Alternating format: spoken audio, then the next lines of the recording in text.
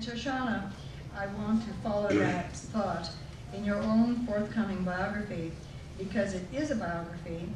You are going to, among your other informative facts and insights, be dealing with all the same things that Anne did, that Ayn Rand herself didn't think were important.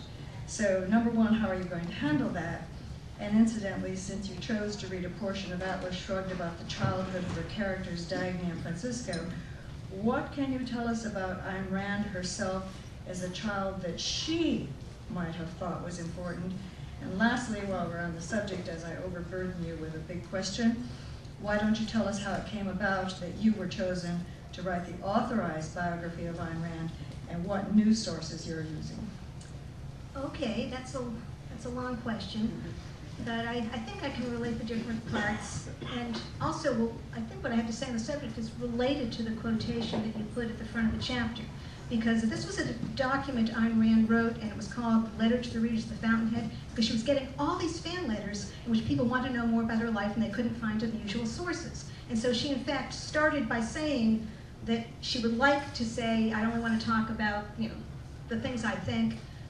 All you need to know about me is that I wrote The Fountainhead. And then, if you read the rest of the document, she did go on to talk about those events, but she does it from the point of view of how they relate to her as the person who wrote The Fountainhead. Because, in fact, she also says that I have had no private life in the usual sense. That's what she says, her private life's not important. No private life in the usual sense. Well, yes, nothing about Ayn Rand is going to be in the usual sense, right? And she said that what's more important is the content of one's brain rather than the accidental details of one's life, things that just happen to you. But in her life, things didn't happen to her. She observed, she drew conclusions, and then she became a writer different from what might have happened to all the other little victims of communism or whatever. So in fact, for her, her life, and this is what I'm trying to feature in the biography, her life is very well integrated. Her actions, her interactions, her reactions, her reading, her writing, all of that is part of the story of her choices. And she started choosing very young. And I've got to now choose to tell you just one story about her as a child, so I'll tell you one of my favorites. Okay, this is a story that, I wasn't there, but this story that happened when she was about 7 years old. And she had learned to read before she went to school, and she read whatever interested her. Her parents did not want her to read the newspapers, so of course the newspapers were something that was very interesting for her to read.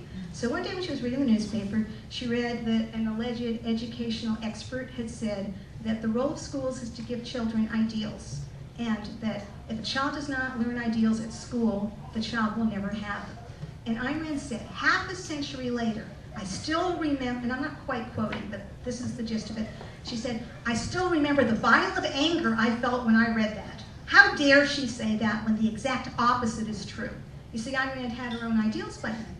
She knew something about ideals, and she knew something about the kind of ideals they taught at school, conformity and obedience and authority and so on. So she thought, exactly what school is poor at is conveying ideals. And so she thought to herself, she said, and I remember thinking, when I grow up, I'll show these people, and I'll denounce this particular woman, and I'll make my case.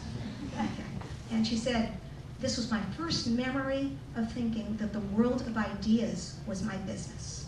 The world of ideas is my business.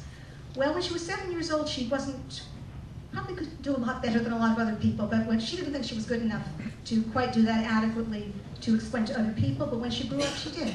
And the same anger stayed with her because her anger against what she opposed was part of the loyalty to the convictions she had. And so she did write with anger. Mark Twain talked about a pen warmed up in hell, and I think Ayn Rand had one of them too. And so she wrote with anger, she wrote with enthusiasm when she wrote about the things that she loved, and she never stopped. This was an eternal, from childhood onward, that she never gave up. Did you hear a story once, The Simplest Thing in the World? Do you know that? And it's about a writer who tried to write below his strength. Now, it didn't work out, but Ayn Rand, in her whole life, she never tried that. She never held back, she never took it easy, she never gave up, she never gave in. And so that's her story from childhood, and that's the story that I'm trying to tell in the biography. Now, I think I've already explained how I deal with that quotation, right? Because as she said, well, she's tempted to say, I only talk about the things I think. Well, the things that she thinks, that's her life. It's not as if somehow she had some other career non-thinking as being a swimming expert or something. She was always being, you know, from Elisa Rosenbaum time in, she was always thinking, using her mind, and pursuing her values. And that incidentally has to do with why I agreed to write this book. The way it happened, as I said, is I had asked for permission to quote from the drafts. I'd written an article on the drafts, and they're in the Library of Congress, so I had not had any special access to get to them, but I needed permission to quote. And I got yes, the answer was yes. Then I was asked if I would consider writing the biography, and my initial thought was, well, why would I do that? You know, and that wasn't entirely rhetorical. You know, why would I do that? Because I'd never thought of writing a biography as such. I was very interested in Ayn Rand as a writer, and I thought that the facts were pretty much known, the main facts.